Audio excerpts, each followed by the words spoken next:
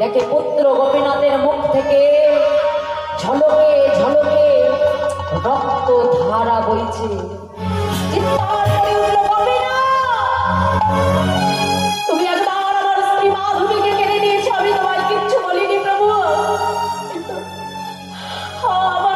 আমার পুত্রকে তুমি কেড়ে নিও না আমার সন্তানকে তুমি কেড়ে নিও না প্রভু।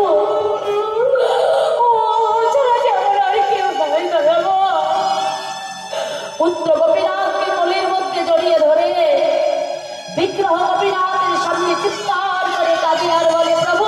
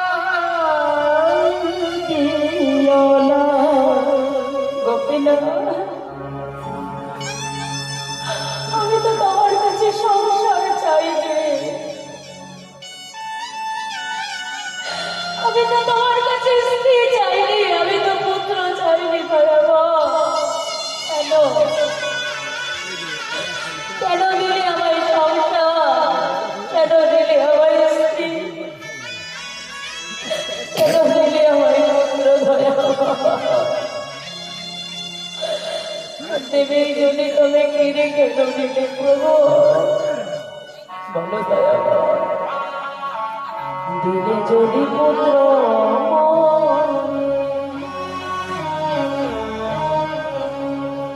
তবে কেড়ে কেন নিতে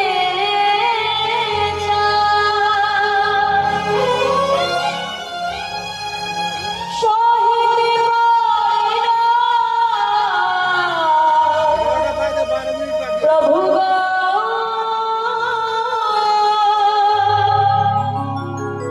তবে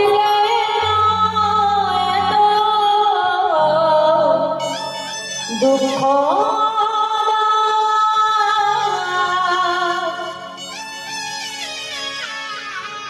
বিষম বেদনা আমি আর সহিতে পারি না প্রভু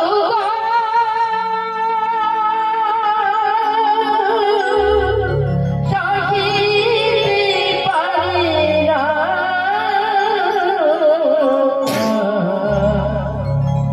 তুমি যে ব্যথা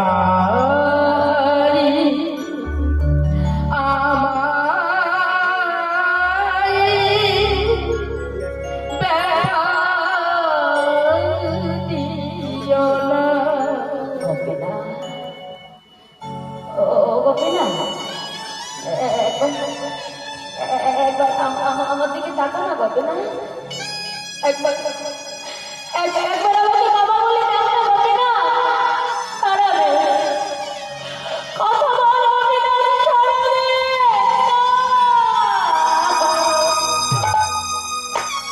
না না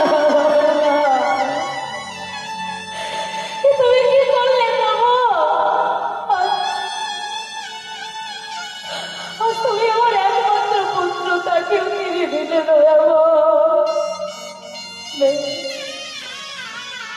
আমিও দেখতে চাই কত কত তুমি আমাকে কাঁদাতে পারো প্রভু আমিও দেখতে চাই তুমি কত আমার চোখের জল সইতে পারো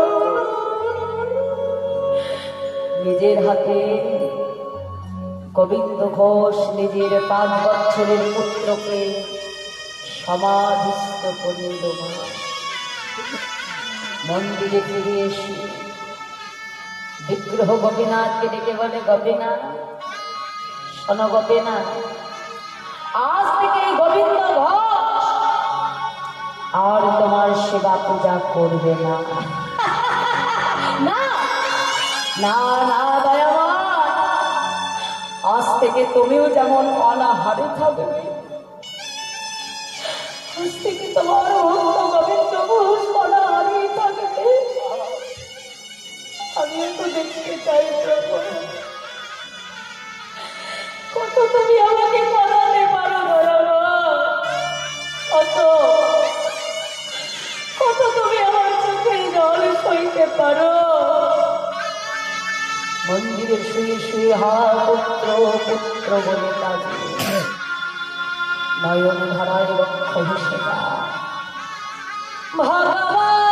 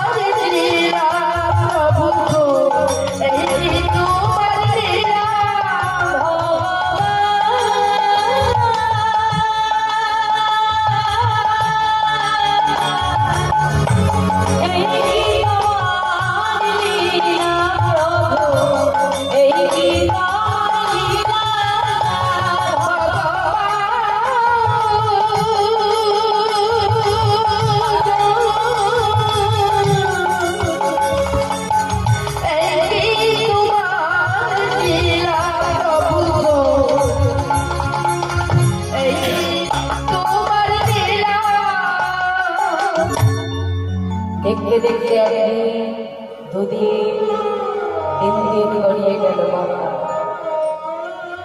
নিজেও কিছু সেবা করে না, ভগবানকেও কিছু সেবা দেয় না। গোপীনাথ দেখছে এমন করে যদি চলতে থাকে আমার গোবিন্দকে আর আমি বাঁচাতে পারব না। মন্দিরে শুয়ে শুয়ে শুধু পুত্রগুলি কাঁদে, ভক্তের নয়নে জল আর সইতে পারল না বাবা। মন্দিরে পাথরের বিগ্রহ গোপীনাথ থেকে ভগবান সচল মূর্তি ধারণ করে গোবিন্দ ঘোষের শিহরে সে ডাক দিল, বাবা ও বাবা। কে আমাকে বাবা বলে ডাকে? না, আমি কারোর বাবা না, আমাকে কেউ বাবা বলে দিত না, আমি কারোর বাবা নই। বাবা, এই জগতে কোনো পিতামাতার যদি 2টি সন্তান থাকে, পিতামাতা যদি একটা সন্তানকে হারায়, আরেকটি সন্তানকে বুঝে অনাহারে রেখে দেয়। আজ 3 দিন হয়ে গেল, তুমি আমাকে কিচ্ছু সেবা দাওনি বাবা। গোপীনাথ, তুমি যে আমাকে বাবা বলে ডাকছ, তুমি জানো এ জগতে প্রত্যেকটা পিতামাতা একটা সন্তান কেন চায়? যাতে শেষের দিনে ওই সন্তান পিতামাতার অন্তিম ক্রিয়া সমাধা করে। গোপীনাথ, তুমি যে আমাকে বাবা বলে ডাকছো, বলো শেষের দিনে তুমি আমার জন্য ধরা পড়বে গোপীনাথ? পড়বো বাবা, আমার জন্য তুমি কাছে পড়বে গোপীনাথ? পড়বো বাবা, আমার জন্য তুমি অশিষ্ট অন্ন খাবে গোপীনাথ? খাবো বাবা। গোপীনাথ,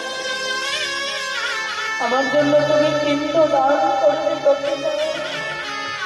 বাবা, আজ আমি তোমার সম্মুখে দাঁড়িয়ে কথা দিলাম, যতদিন পৃথিবীতে চন্দ্র সূর্য উদয় হবে, ততদিন আমি তোমার সন্তান হই, নিজ হাতে তোমার অন্তিম ক্রিয়া দেখছি। আমি তোর কেমন বাবা? আমি তোর বাবা হয়ে তোকে অনাহারে রেখে দিয়েছি গোপীনাথ।